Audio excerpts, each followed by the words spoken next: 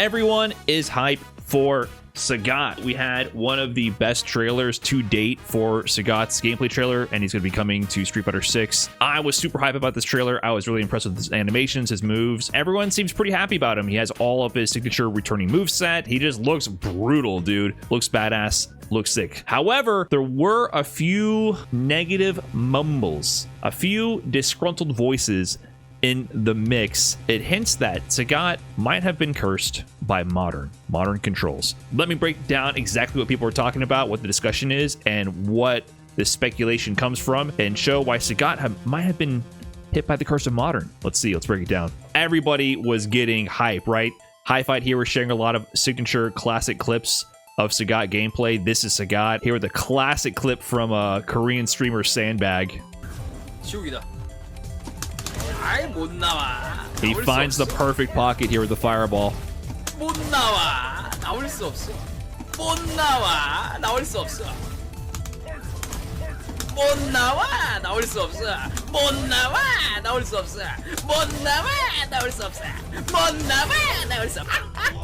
Great cheese.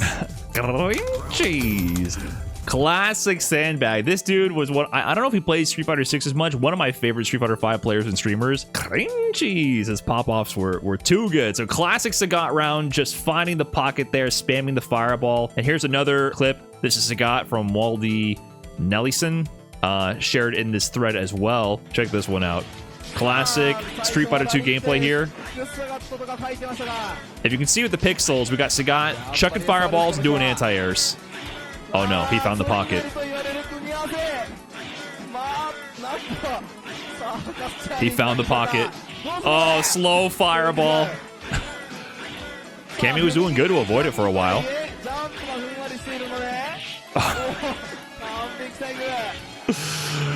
Oh, that's so messed up. The sweep anti-air is what kills me. What do you do? I mean, literally, what do you do? I don't know Street Fighter 2, so I don't know what she can do here. Brutal. And it's not over. Right, sweep right back into it. Oh, no, and the stun.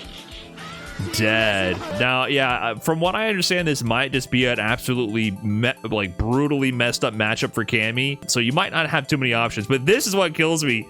He's in that perfect pocket with the fireball traps and then this sweep anti-air. And also this one, you know, he has the perfect rhythm to dodge the fireball, and then he's throwing the fast tiger shot, and then he just chucks the slow one to throw him off his rhythm. Oh my god, so demoralizing. But classic Sagat gameplay, back when they were less concerned about making zoners palatable to play against. And we even have another one here from Hi Fight, Bonchi and Sagat back in Street Fighter 5 as well. Going up against Meta RD here. Look at the fireball traps. Meaty fireball, not meaty enough, doesn't get the Angry Scar charge. Meaty fireball that time. Lets him get the charge, which enhances his next uppercut and improved juggle potential. Excellent fireball trap, which was safe to the command grab. Fireball combo conversion. Oh, you cannot jump that. Meaty high tiger shot. Approach of the EX tiger knee. A common theme you can see here is a lot of these gameplay highlights revolve around Sagat using his excellent fireball game, his mix of his low and high tiger shot, which have variable speeds and allow him to set up a lot of different fireball timings, which allows to set up fireball traps, right? So based on when you are forced to block the projectile relatively to when Sagat recovers, he has different amounts of recovery and can then anti-air or interrupt your jump attempt. Also, maybe mix up fireball timings to make you land on the fireball when you try to neutral jump to reset the situation. So a classic part of Sagat's gameplay is really all about mixing up your projectile timings and speed. In the trailer for Street Fighter 6 Sagat, they did show off his projectiles. Of course, he has tiger shots, he has projectiles in Street Fighter 6, of course. However, when it came time to analyze the trailer, it was clear that they weren't heavily emphasizing his fireball game in the trailer. And then when it came to the blog post for more details, there were a few key lines, and this is where some people got a little disturbed. So in the Steam blog post, they say, starting off with the iconic high tiger shot where Sagat fires a key blast directly forward using a fireball motion with medium or heavy punch. This fireball can only hit standing opponents and is fired at different speeds depending on the button pressed. The OD version of this move can hit crouching opponents and is plus on block. That's interesting. You can do high tiger shot with only medium or heavy punch. What does the light punch do then? Low tiger shot fires a key blast using a fireball motion with light punch and can hit crouching opponents. The implication here is high and low tiger shot are no longer separate dedicated special moves. What does that mean? Previously, high tiger shot had 3 strengths and low tiger shot had 3 strengths. All of them had different properties, different speeds that they traveled. Now you are missing a light high tiger shot, and you are missing a medium low tiger shot, a heavy low tiger shot. You're missing 3 variations of Sagat's fireball in Street Fighter 6. So let me give a little bit of an example of how these fireballs work so you can actually understand it in game. We got some Street Fighter 5, baby. He has all of his tiger shots in this version of the game. The light punch does the high tiger shot, and you have 3 different strengths of doing the tiger shots. The light one is the slowest, medium a little bit faster, heavy the fastest. Same thing with the low tiger shot. The heavier you go, the faster they travel. You might be wondering, why does this even exist? So why would you even do high tiger shot if it whiffs on crouchers? What is the design philosophy behind all of this? The high tiger shot actually has the most variability in terms of speed. The light high tiger shot is slower than the light low tiger shot, and the heavy high tiger shot is faster than the heavy low tiger shot. There's a wider range of variability with your speeds. Both the slowest fireball and his fastest fireball are tied to the high tiger shot. They nerfed that variability by making it whiff on crouching. So what this fireball ends up being used for, interrupt other characters trying to use their fireball. For example, force them to block this fireball and then throw your heavy high tiger shot. Because it's super fast, it'll actually stuff out the next fireball before they can actually get it to start up. Meanwhile, if I did that with another low tiger shot, I did the fastest one here, but you can see here, the real player is still able to get the fireball out in time because it's still a little bit slower than this one. But if I do this like properly, you can see with the high one, it'll interrupt. It's useful for stopping people from setting up their own zoning and you get ahead in the fireball battle.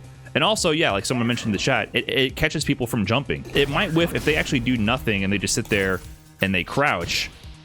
This will just whiff. But it keeps them locked down. They can't move. They can't jump away. It'll interrupt people as they jump forward on startup. It really enhances his fireball traps. So I'm able to do this sequence here and interrupt with my tiger shot, the high one. But if I do this with the heavy low tiger shot, you see here, there's no way for me to interrupt at all.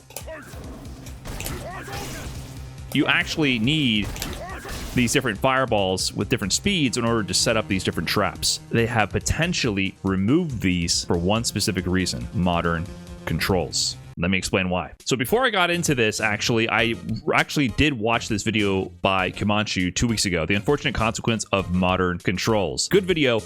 Warning for Street Fighter 6 fanatics, he doesn't have a lot of praise for the consequences of modern controls. So just keep that in mind if you're going to check out this video. He might present you with a viewpoint that you disagree with. And I want to clarify my viewpoint as well, that overall, I think Modern has done a lot of good for Street Fighter 6. However, nothing exists in a vacuum, and there are definitely consequences that we can extrapolate from this addition and this design philosophy that is incorporated by having to have modern and classic controls coexist on a singular character. In this video, he talks a lot about how Honda is actually impacted by having modern controls by eliminating the mashing inputs, which were leveraged for Honda, how that eliminates a lot of the skill expression and different techniques that Honda used to use with his hands, how the character just is fundamentally different by the fact that they removed these certain inputs to accommodate modern controls to keep the control schemes rather equal in terms of capability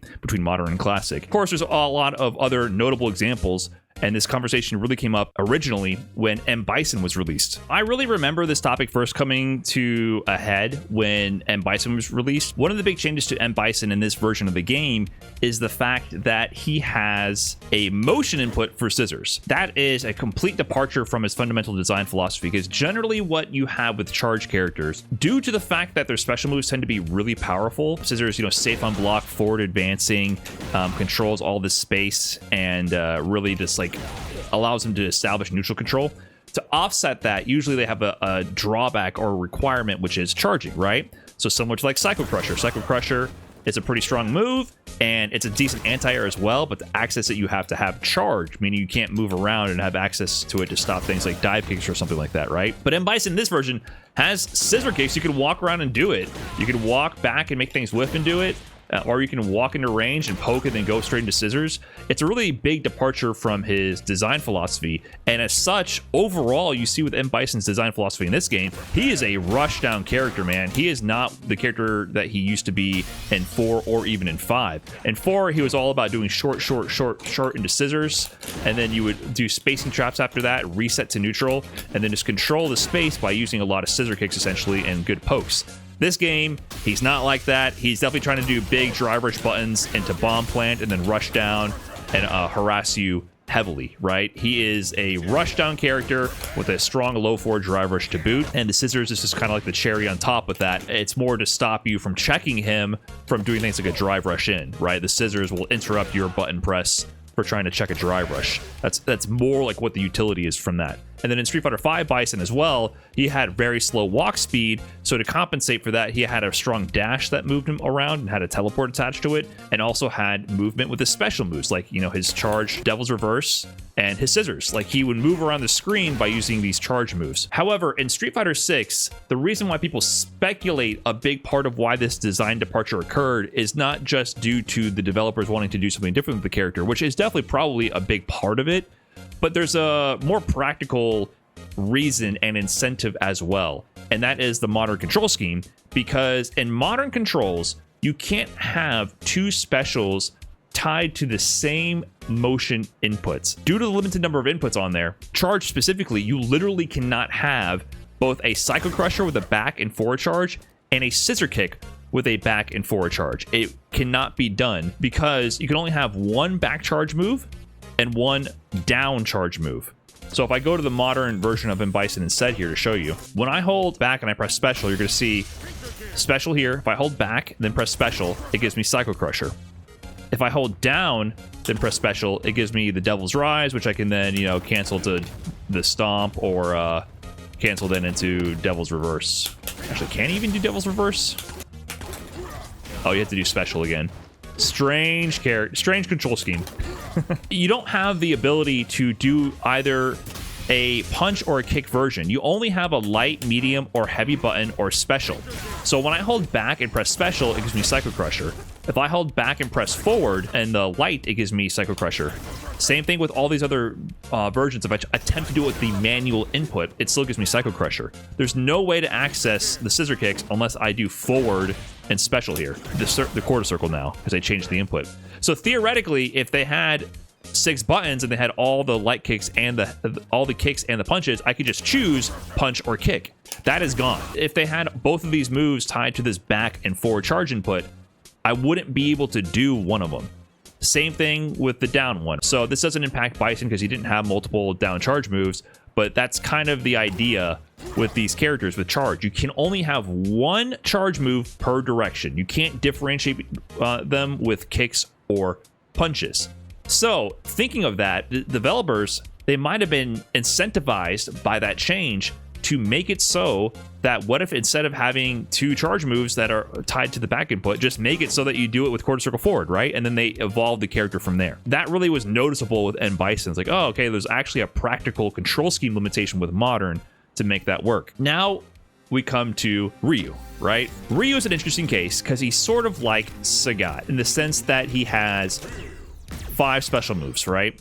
So if I go with Ryu, you might be looking at Sagat in Street Fighter 6 and be like, oh, I don't think modern has any implication over that because they could have just changed the input for one of the special moves. And here's where I think that's wrong. With Sagat, his inputs for Fireball are always quarter circle forward punch for the high tiger shot, and it was quarter circle forward kick for the low tiger shot, which means you would have two moves tied to the same input directionally. And therefore, when you translate that to modern, you're going to lose some of those versions of the special move. No matter what, you have a limited moveset because you're not going to be able to have access to both of these. With only a light, medium, heavy variation, you have to choose which special move that would do if they did the manual input with the light, medium, or heavy button. And then you could assign the other one to a special button, but you would lose some of the strengths. We can see that with Ryu, how that works. Because Ryu, for example, on quarter circle back, he has Hashogeki and he has Tatsu. He also has a DP, right? And he has Donkey Kick. But the only two directional overlap special moves are Hashogeki and Tatsu. So if you go to the modern version of Ryu to see this in effect, what ends up happening is they have to choose which special move for quarter circle back to assign to this input. For Ryu, they chose Hashogeki. If you do the classic input and press one of your light, medium, or heavy buttons, you get Hashogeki. So how do you do Tatsu then? Well, you do Tatsu by pressing back and special. But because you only have the special version and the OD version, Ryu and Modern cannot do light or heavy Tatsu. It's literally impossible. He does not have access to those moves. This is the concession being made to try to cram all these different moves into a more limited input system. So he cannot do light or heavy Tatsu. For Capcom, they said that's fine. If you want to have access to all the moves, use classic. But think about this in a different way. For Ryu, having all access to all these Tatsus is like, it's important, but it's not a character defining trait. In Street Fighter 6, this move is Ryu. Hashogeki is the character. This move is one of the best moves in the game. Imagine if modern Ryu did not have access to Hashogeki, and instead you had all light, medium, and heavy Tatsu instead. He would be significantly weaker. Modern Ryu would go down a bunch of tier lists. Therefore, when the developers choose which moves go into modern, they're making a conscious design decision, and they're saying something about the character and their identity. They're really saying something about the character there, what they're prioritizing with the character design. In my opinion, Hashogeki is a much more prevalent move for Ryu than light or heavy Tatsu. Even though it is important to they all have utility, they all have uses, these moves define the character. Now, let's go back to the Sagat example. The way Sagat works is he has a light fireball, which will be the low tiger shot. Then the medium and heavy will be the high tiger shot. Now, you might argue, why don't they just put all 6 of them in the classic control scheme? Quarter circle forward kick does the low tiger shot, and quarter circle forward punch does the high tiger shot. If they were to do that, Capcom would have to make a decision about which move you have access to all the different variations to, and which one you have access to only one non-OD version and an OD version. Meaning, no matter what they did, Sagat had both a dedicated high and low tiger shot. The modern version of the character would lose 2 strengths of the fireball. Now, that doesn't sound like that big of a deal when you think about the Ryu example. Losing a light and heavy Tatsu is not that big of a deal. But if you're a Sagat player and you lose 2 strengths of your fireball, you are absolutely playing a different game than the classic versions. You have completely broken down the level of complexity of what you can set up with the zoning patterns. You end up playing a fundamentally different game. Classic Sagat will then be doing a lot more flexible zoning patterns and have a lot more infinitely higher skill ceiling as well. And they'll have a ton of more options. And then modern will literally be unable to access them because you're going to be missing out, at best, missing out on 2 of those strengths of the fireball. So why not just make it so that there's only 3 fireballs to do? Why not just make the emphasis of the gameplay less about the zoning patterns and update his game design in such a way so, hey, instead of having these 2 different fireball special moves, we'll just have instead a quarter circle back kick move, which does a Jinrai type thing.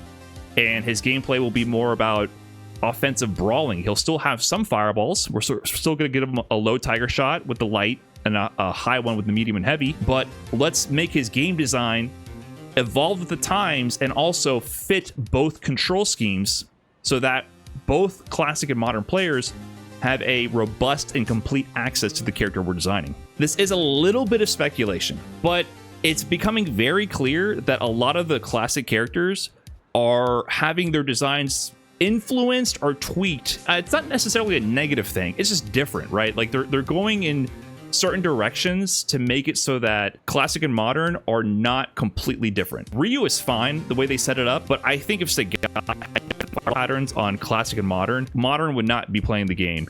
And if Sagat was really based around fireball zoning, then the modern version of Sagat, which would lose a lot of those inputs, would be way weaker and just like a less fun character as well. So making him have this Jinrai the Tiger Nexus, this more offensive utility, streamlining the fireball gameplay so that it works for both control schemes, it kind of squares that hole a little bit. I think this is the implication here with these designs, and this is why we see a lot of people like discussing this. So at the end of the day, whether it's a positive or negative thing, I think it just is. I think we're going to see in the future a lot of characters have their moves aligned in this way. So anytime there's a motion input that coexists on the same motion but is separated between punches and kicks, Capcom has to make a decision. And that decision that they make about how that character works in modern seems to be really influencing what they're prioritizing in their design for the overall character in classic as well. I hope that explains it to you. You might have seen a lot of those discussions on Twitter and wondered why people cared. A lot of Sagat mains, they care about the fireball zoning. They care about like those fireball patterns. So some people were disappointed when they read that. I still think Sagat looks sick. I'm still going to play him. I still think he's going to be fun. I hope that just clarifies why people are having these discussions. There is definitely a change in design. I still think it's good. I would prefer if they cared more about classic and less about modern. Like personally, I wouldn't care if they would keep the zoning and make modern significantly worse. But it seems to be that that's not Capcom's priority. They want to keep both control schemes relatively in line. And I think we'll see more of that in the future. So hope that explains things, and thanks for watching. Peace.